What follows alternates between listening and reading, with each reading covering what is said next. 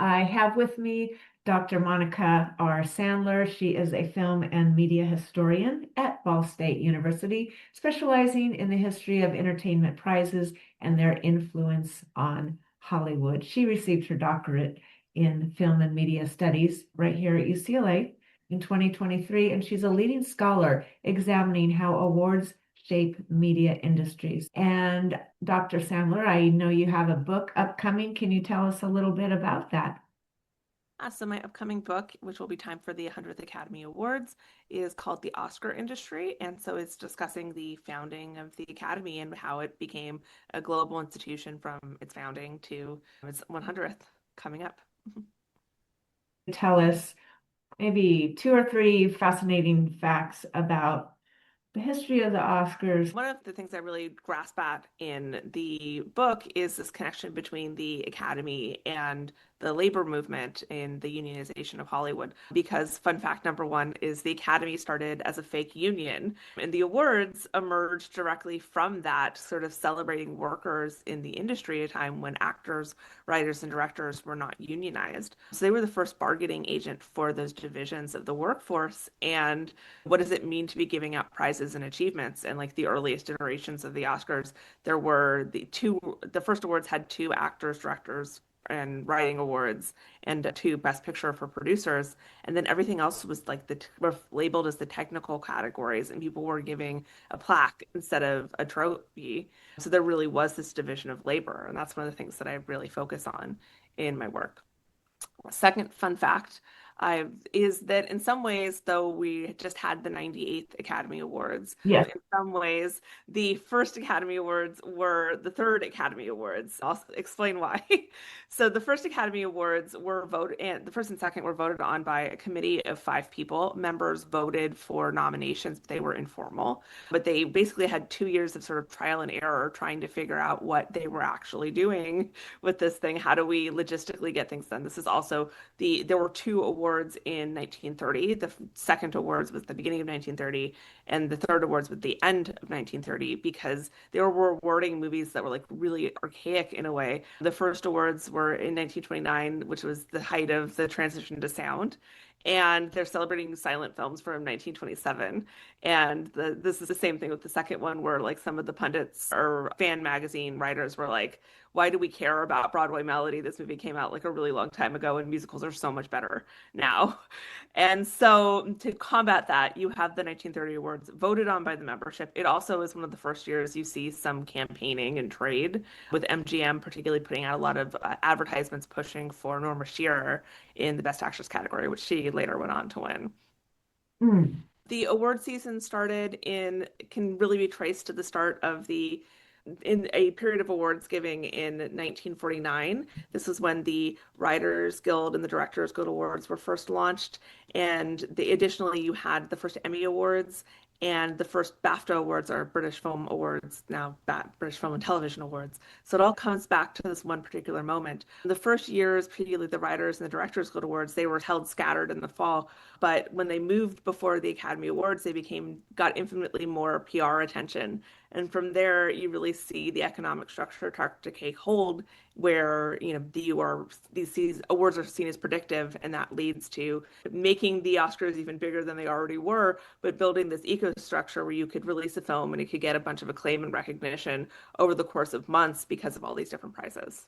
In the beginning, was it only for industry people and a little bit of industry press, and they maybe didn't intend for it to go public? I think it was always intended to go public. I think of this as a perfect combination of labor and PR, which is, exactly how Hollywood works a lot of the time and in a lot of its vein, where you have this focus on not just that you're celebrating members of the workforce, but that this will get a lot of public attention and that these things can happen simultaneously. Some of the Academy's founding functions was simultaneous, like labor related, and sort of the advancements of the motion picture arts and sciences as an art form. But this was changing the public perception of the medium and to emphasize craftsmanship more when it had this sort of low bow public perception was getting a lot of media backlash. In some ways, the Academy was also a PR ploy to make the workforce seem more artistic and craftspeople oriented. Okay. Good to know it was manipulating from the beginning. I feel now it's deeply tied into PR and also generating more sales and eyeballs and seats in the theaters. The second ceremony had a partial radio broadcast as well as a third. And the third one, it's literally like a bunch of industry figures preaching about how important film is as a medium. And people called it extremely boring. So some of the complaints about the Oscars also have gone back to the founding as well. Yes. Yeah, because even in the past 5 years, we've had a couple of those remarks after They're some of so the long. awards season. Yeah. Just a general question in your research and your knowledge of the impact it has currently, like why do awards matter other than I think the labor and the craft is important, but why involve all of us? I think the labor and the craft make them an inherent part of Hollywood in a certain way. So there's always, are the Oscars becoming less relevant if the TV ratings are going down? That kind of thing that comes up as a question mark all the time. And it's if they're going to serve this role in the industry, then simultaneously, like producers and executives will want to be able to use it as a resource to promote and make, to promote the type of work that they're doing. So they go hand in that respect. And so I think what really matters about them from a public profile is just what does it mean to market and promote content around prestige. And I think particularly at the Oscars, certain like smaller films and a certain breed of film, especially with theatrical distribution on a decline, it helps to ensure that there's a market for that because they go through a cycle where they're getting kind of a constant stream of acclaim and promotion for months on end with the award season. And it helps to ensure that those films are ultimately going to be profitable. Okay. Nora, which won Best Picture 2 years ago, is a really good example of it, which was purchased for about 10 million and made 60 or 70 million ultimately after going through the award season. So that makes it extremely profitable. In your educated opinion, how can women making film continue to be in the forefront in the upcoming years? I think, there this year was saw a really exciting first with the first woman to win in the best cinematography category. And some of the things that like Me Too movement drew attention to, and movements also like the Oscar So White campaign, but which also was thinking about representation for women, but minority groups in Hollywood really exposed the reality of what the membership looked like in the Academy, which was Yeah. like 77% male at the time. It was basically really abysmal. And that's been one of the things where there's been an expansion of membership. And so you are seeing just more visibility in the voting pool. What wins at the Oscars is reflective of who the membership is. But I think this is also just like these moments have called attention to systemic exclusion in the industry. And there has been change in the past decade, which was when Oscar So White specifically was. And there have been more opportunity, but there's still, like, we do live in a world where the first woman to win cinematography happened this year. And that is a huge accomplishment, but also this is the first. Okay. Like, it's 2026. Which came first? Did the prizes go to people that had more access to education, location, racial hierarchies, or does it just reflect that's the pool that we were pulling from? Did it affect it in addition to mirroring it? Is there some responsibility there? I think that in terms of the Oscars are a much more extreme variation of wider problems in the industry. And that's usually like when there's a huge amount of discourse, there's both or backlash from the Academy. I'm like, this can be really helpful if we're looking to the right direction, which is to acknowledge Hollywood, or simultaneously, are we looking or are we going to just stare at the Oscars and what is their ultimate impact? And that is the thing that is back and forth is like they're both simultaneously important and not important at the same time, where this huge public kind of exclamation point of what's going on in the industry. And I think that there's this sort of back and forth between that. I think a little bit about a winner like Hattie McDaniel, which was seen as really groundbreaking when she became the first person of color to win an Academy Award. But it was for, of course, Gone with the Wind, playing a Mammy character. Yeah. And but that this was both seen as like this groundbreaking moment, as though we've rewarded a person of color, but it is also not necessarily considering the like incredibly problematic nature of the role and what was going on in those moments. And it should be noted that a lot of the discourse in like Black news outlets after the victory really reflected of this, being like, is this a good thing? Is this not a good thing? And there being a divide and a really like big debate over it, because it Good, was, we understand what this part is and what does it mean for it to have been singled out like this. good to hear that. So let's talk a little bit about your upcoming book. Go more in depth into, first of all, tell me the full title, tell us how it came about. It's so specialized, and why in two parts. I guess you can't cover it all, but tell us about those things. Yes. The Oscar industry, creative labor, and cultural production in media industry first became a project of mine when I was doing my doctorate. The project and that iteration went to the first television broadcasts, and I've expanded it into looking at the founding, like the first years of television, and what that visual image really meant for the ceremony. I go through the 1960s for the first volume, which is specifically, I end at that point. The way I've timed it is 1969 was a period of time where they had their first membership overall, in some ways reflecting on the Oscar So White movement and the Academy's aftermath of that. This backlash, they were becoming out of touch and irrelevant, and then how the organization transformed at that point. So it's like I think of it as like the end of the era of the classical period and the sort of downhill that they went through for a period in terms of their selections. This particularly happened after the film Oliver won Best Picture in 1969. There was a lot of backlash that it was not the best selection of the films that were out that year. But notably, the second part or the second volume will particularly go into the contemporary era, looking at sort of the connections to film festival culture, the rising connections between that, the 90s and the early 2000s, the biggest booms, particularly in campaigning around the awards, and then through to how they've adapted and transformed, particularly in the past decade, due to the kind of backlash that they've gotten about what their relationship has been and what types of films they've been rewarding and who they've been rewarded. Good. So it's a juicy read. Yes. That's a lot there, and I'm not being facetious.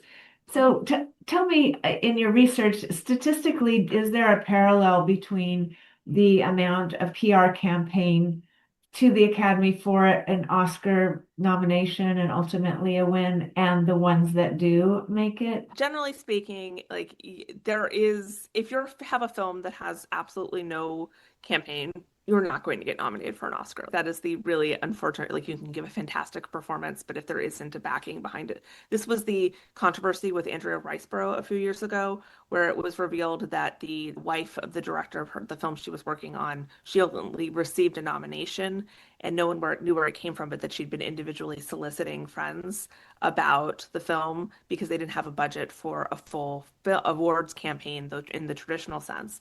And she was not disqualified from the nomination, but there were very clear high hopes that it had been a violation. If she had been involved in it, she could have gotten disqualified. This is basically the complexity of that is like you shouldn't individually solicit people to nominate someone for an award.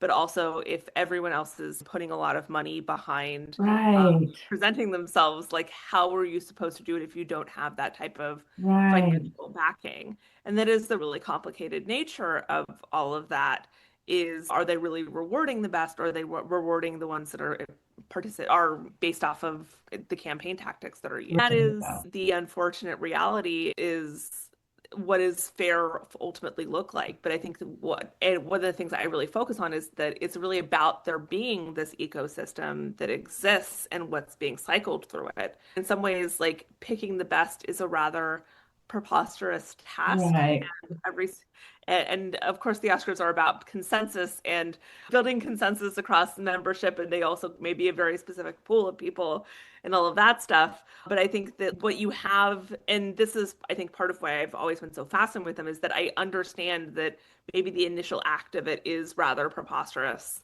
to even do as a venture, but that there's so much that exists that builds upon that, that has really very real impacts, like whether it's okay, financially, whether it's on career prospects, and what that means as a system. I think that was part of what drew me to them as an institution was that I figured out when I first became interested in the Oscars, which I was quite young when I started Wow. compulsively reading Entertainment Weekly for punditry. It was that like I didn't really understand why films were winning. A lot of the time, stuff that I hated won, or when I was particularly young, films I hadn't seen were winning, and I could still predict the winners even if I hadn't seen them. And that kind of thing, I was like, I understood that there was a disconnect between those two worlds, but that didn't make them any less impactful, if that makes sense. So you found kind of your niche or a way in that was more than just the surface meaning Yeah, consumption. and that it was always there as a starting point. I have a very distinct memory of arguing with my grandmother in a grocery store when I was probably 13 about why A Beautiful Mind was going to win Best Picture, even though I'd really loved the Fellowship of the Ring, Lord of the Rings. And she's like yelling at me, like, "You haven't seen that movie. What are you talking about?" And I was like, "It doesn't matter. Like, it won all of these precursing awards. It's going to win." And I was right. It was. So let's talk about a way in possibly without too much of a budget. I love film fest. Mhm. Small ones, big ones, the top of the line can and all the small ones. I cover a lot of them in Los Angeles and the desert areas. I feel like that's somewhat of a level playing ground in that if we can get some coverage on that and some eyes that some of the lesser funded films, if they're good, they'll percolate up and then maybe have a chance to have some popularity backing just for because of art. What's your feeling on that? Yeah, the dream of the film festival is that this is a place where you can submit your films and it can find an audience. It also, one of the really big elements of film festivals is also a place where your film can find a distributor, and that is finding an economic place where it can become financially viable and profitable. And this is where within my own research, am thinking about this intersection of how film festivals are themselves a market for film distribution, and that a lot of the success of these films can come from a film being successful at a film festival, finding a buyer, and then it being distributed for around prestige in particular, where it is purchased at the film festival and Uh-huh. because it is successful. And this is the idea of, there's a scholar named Elisa Perrin who articulated the term indie blockbuster. This is something that's purchased for a small amount at a film festival and then is hugely financially successful, which on the scale of a traditional Hollywood movie, it might be small, but on the scale of a lower budget film festival movie is astronomical, if that gives any context. What I described with the Nora is a really good example of that, but that there's this self-perpetuating system, but at the center and at the top of this is the award system, that you can have the awards campaign where you'll get the type of recognition that will help get eyeballs on the film, but that this propels how film festival markets are working. And of course, the Cannes Film Festival is coming up in May, and the Cannes Film Festival has become a really important precursor even for the Oscars. The three films that are two films that were international that were nominated for Best Picture, Sentimental Value and Secret Agent, both premiered at Cannes. It was Just an Accident, which was nominated for Best Foreign Language Film, was the Palme d'Or winner. Previous year was Anora, and That's right. Parasite being other examples of this, but that it his success at Cannes has been where a lot of these films have found their distributors and then gone through an award cycle as well. It's the same thing also continues when we look at in the fall, when you or late August, early September, when you see festivals like Venice Film Festival, Toronto Film Festival, where you have a lot of films that are premiering that are hoping to get awards consideration. And some of these are ones that even have distributors at that point, but they're trying to get the buzz of initial critical acclaim at these events before they have their wider distribution at the end of the year. And then you start the award cycle where the big awards contenders come out traditionally at the year end. They distribute more widely in the Yes. January when, after they start to get recognition at the Golden Globes and at the Critics' Choice Awards and at the Screen Actors Guild Awards, Actors Awards, all of that stuff. And then the culminating point being, do they win the Oscar? And that process is all cycled in together, intertwined with the film festival system. That is the dream of the film festivals. You can Yeah. start there and it can go so much bigger. Excellent. Well, we've gone from the labor movement to the complications, the dream, and our the industry that we like to talk about. Thank you for coming on. We look forward to your book. Tell our readers where they can pre-order if you're in that at that point right now, or learn more about the book and its upcoming launch. Mhm. And so you can, we're not in the pre-ordering stages yet, but you can find out more information at monicasandlerphd.com, or you can follow me on social media at Monica_Roxanne, Roxanne, on Instagram, or Monica_Roxanne1 on X. Thank you for your time, Monica. It's been a joy. Thank you We'll for having me. see you at your book launch. Wonderful. Thank you.